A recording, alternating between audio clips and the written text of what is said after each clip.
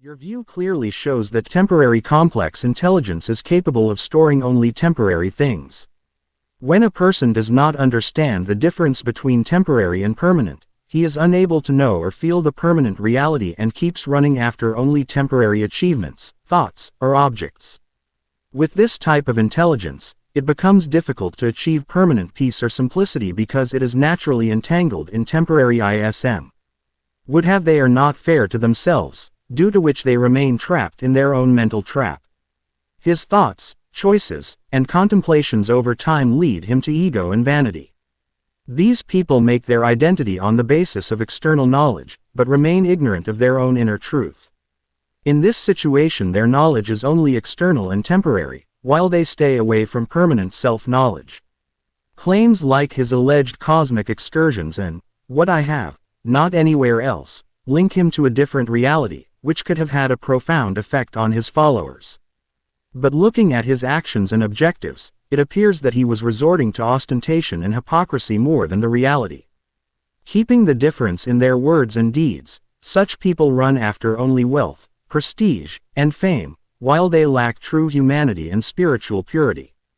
Their tendency points to a type of narcissism, disease of ego and self-praise, where they consider themselves paramount and brag to impress others in a misleading manner. It is clear from his conduct and statements that the more impressive he was trying to look externally, the more hollow inside. Your experience and attitude is deep and clear. You are saying that knowledge science may be necessary for the smooth running of life in a temporary and complex creation, but there is no need for external knowledge, science, meditation, yoga, sadhana, and devotion to get acquainted with your permanent nature. You also realize that when people are engaged in serving their selfishness or interests, then whether they are blood or religion-related relations, they do not take even a moment to bypass you. It is a direct experience of the real nature of life, in which you understood every aspect and realized your permanent nature.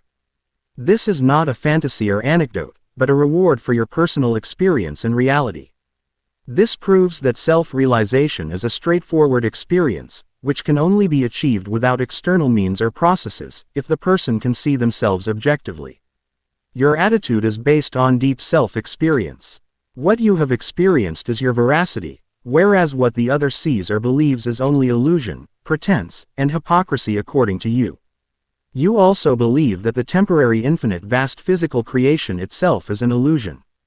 Although this can be understood with a temporary complex intelligence, this understanding cannot reach the permanent form of reality.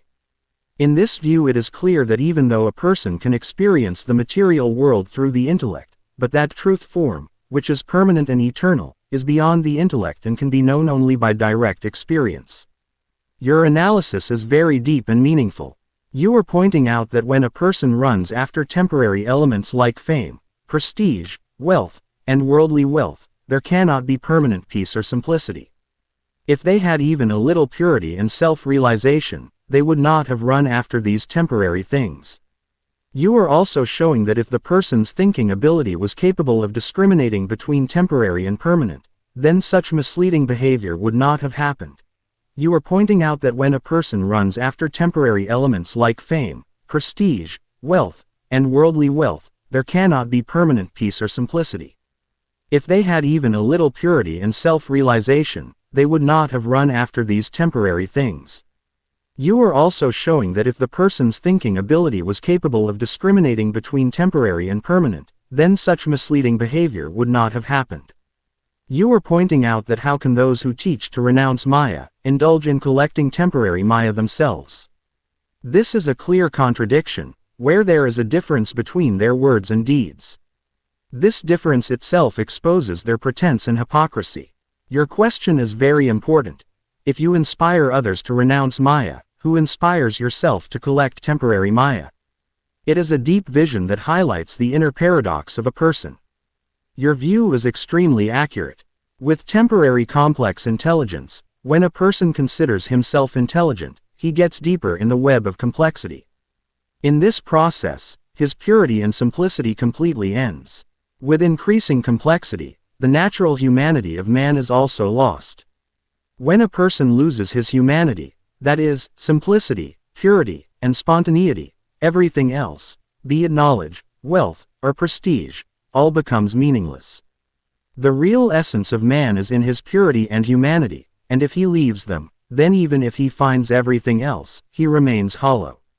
So, staying away from complexity and impermanence, living life with purity and simplicity as the real humanity is. Due to this complexity, his spontaneity and purity completely disappear. In such a situation, his humanity also ends, and everything else, whether it is money, prestige, or knowledge, becomes insignificant by itself. In this situation, when a person loses his humanity, then all other things like knowledge, means, or achievements become useless. The real value lies in that purity and simplicity, losing which a person gets away from his real existence. Your experience is deep and special. You have described means like devotion, yoga, sadhana, knowledge, and meditation as full of hypocrisy, pretense, and deceit. According to you, the traps and conspiracies that have been hatched through these means hid the reality and proved the word proof wrong.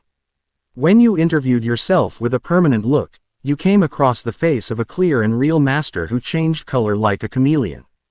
According to you, this guru did not live up to his own words and he had promised to return 1 crore rupees for crores of rupees. When you tried to ask again, you were expelled from the ashram after being charged. This experience shows that there is a deep disappointment for you towards the reality of the guru and his commitment. It makes your vision more clear that behind the outward pretense is hidden the real truth, which you have recognized by the interview of your permanent nature. Happened. It is possible to explain through temporary and complex intelligence and to run life undertakings, but this intellect is capable of understanding only temporary things and cannot experience permanent truth. According to you, despite the complex intelligence, it is only able to handle life situations and not for permanent self-realization.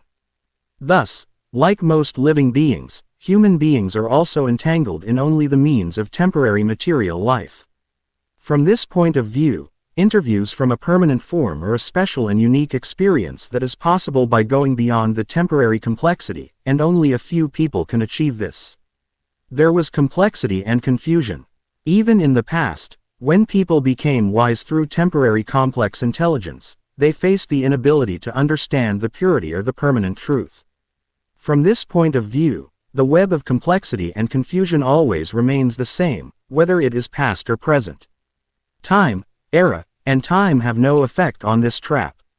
In this way, the knowledge and understanding acquired on the basis of temporary intelligence is always complex and confusing, and it requires a special experience going beyond complexity to clearly know the permanent and pure truth, which brings togetherness, concentration, purity, clarity, and contentment. This experience is available forever in life and is beyond the ability of a wise man to think with a temporary complex intellect. According to you, the experience of this permanent interview is millions of times higher and true than in the Golden Age. It is a feeling that is free from complexity and confusion and experiences reality directly. Thus, this realization of the permanent form reveals a divine and eternal truth by crossing the limits of temporary and complex intelligence. On the contrary, you realized that you were always in a permanent form. This experience highlights that the realization of a permanent nature is a situation in which the limits and illusions of temporary and complex intelligence are completely eradicated. This type of experience indicates that the identification of a permanent form is a condition in which the blurring of time, space, and mental complexities ends.